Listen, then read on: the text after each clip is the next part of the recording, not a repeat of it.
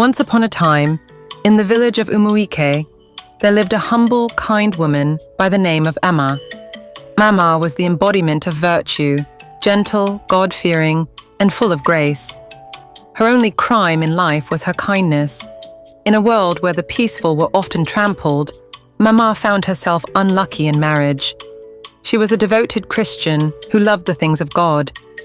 Her heart was pure, her thoughts clean. She bore no malice and carried no evil intention.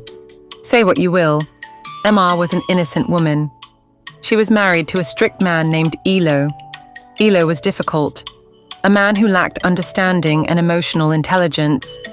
He didn't lead his family with love or wisdom, but with what he believed African tradition dictated, that a woman should be silent, submissive, and without voice. His mindset was backward, his spirit unteachable. He was ill-mannered, but blind to his flaws. Instead, he criticized.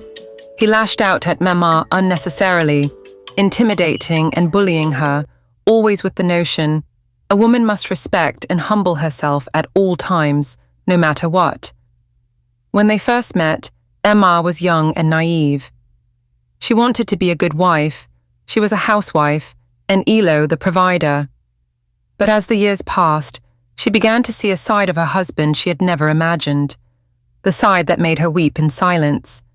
He was hot-tempered and argumentative, even over the smallest things. He would create scenes in front of their children, flaming up issues that needed only peace. It broke Emma's heart, yet she carried her burden, praying night and day for a change. But the years rolled by, and nothing changed. If anything, it got worse. Elo drove her to the edge of despair. One day, after a particularly bitter confrontation, Mama sat down alone, weeping. Her thoughts took a dark turn. "Is it not better that I die and end it all?" she muttered, trembling. The children had gone to school. She adored them. They were the reason she endured so much, the insults, the shouting, the silence. But that day, her thoughts turned against her. "God forbid," she said aloud, clutching her chest. "I am a child of God. I have the spirit of boldness and a sound mind." She rebuked the voices in her head, praying it would stop. But the thoughts didn't stop. They came louder, stronger, until she began to feel the pull. But before she could take any drastic action, something happened. That night, Emma had a dream. In that dream, she saw herself dead. People who loved her wept bitterly. And there, among the mourners, was her husband, Elo. He cried, but it wasn't real. It was crocodile tears. "May God punish you," Emma screamed in the dream, watching her lifeless body laid out. "Now that I'm out of your way, go ahead, enjoy your life." Then she saw him again, commanding their children. "You've cried enough for your mother," Elo thundered. "No more tears. If I hear any of you cry again, you will not like what I will do to you."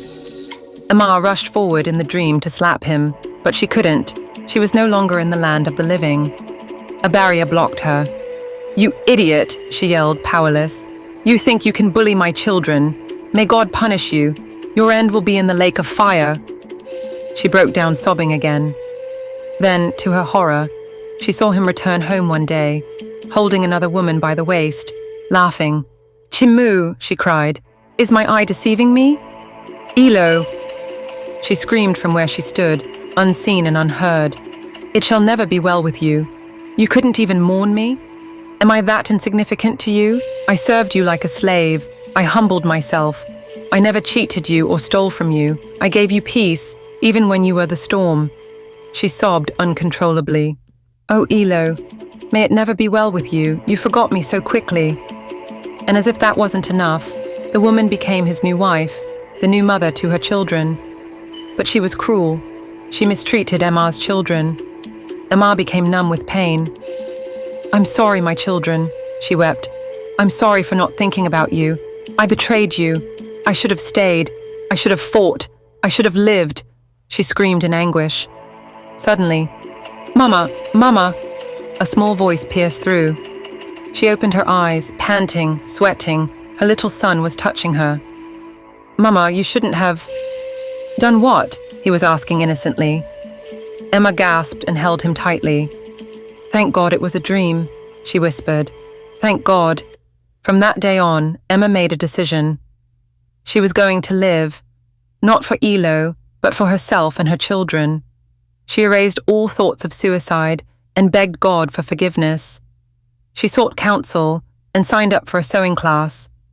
She began to find joy again. She never told her husband about the dream. Instead, she ignored his tantrums. She no longer reacted. And Elo, he was shocked. What has changed, he wondered. As the years passed, Emma looked back and thanked God that it had only been a dream, a warning, a second chance. And Elo, obstacles began to rise like mountains. Business failed. Trusted friends vanished. Even the earth seemed to resist him. Who have I wronged? Elo kept asking. He couldn't find the answer, because it wasn't out there.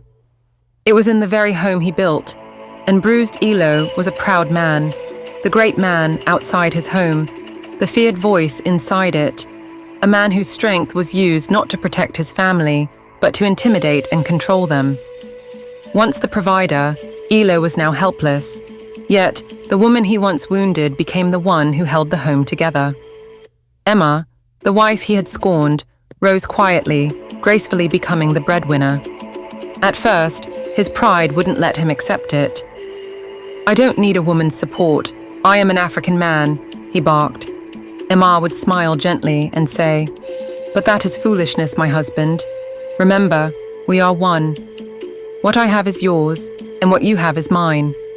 Aren't you glad that both of us are not broke, my good husband? Her kindness cut deeper than any sword. One day, out of wounded pride and spite, Elo left his home. His wife, Mema, had offered to help him, offered with love and sincerity, but Elo refused. He couldn't bear the thought of receiving from the same woman he had once belittled. Instead, he went to his old friend Eze. They sat in silence in front of Eze's modest hut, the sun high and hot above them. Elo's face was drawn, his shoulders slumped.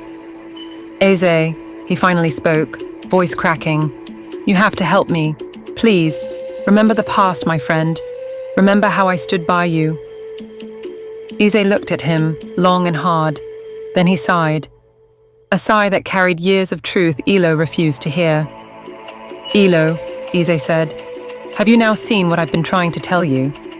You were blessed with a good woman, a rare woman, but you were too blind, too proud to see it. Elo's head dropped.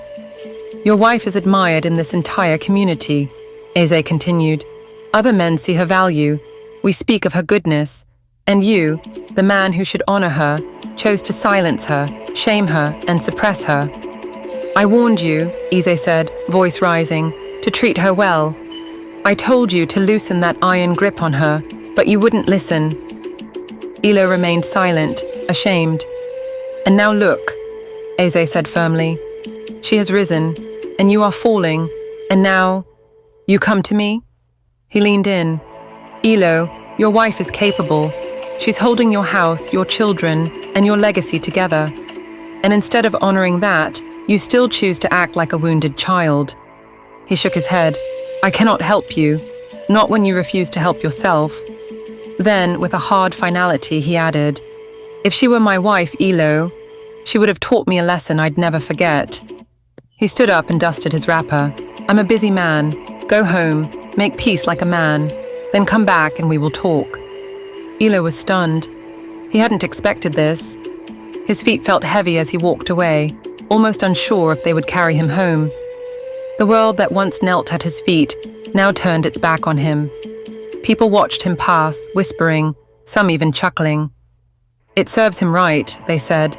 The arrogant man has finally met himself. Elo walked in silence, the weight of his choices pressing down on him. And for the first time in his life, he felt it. The shame of a man who had everything, yet failed to see it until it almost slipped away. Elo's heart bled. Not because Emma was strong, but because he had been so wrong. He couldn't meet her eyes. He couldn't ask her for help, even while sinking. But God was not done with Elo. He disturbed his peace. He stripped his ego, he softened his heart, and finally, Elo was humbled. One morning, with tears streaming down his face, he fell to his knees. "Forgive me, Mama." And Mama wept too. "I'm happy you've realized your mistake, Elo," she said softly. "That's what counts.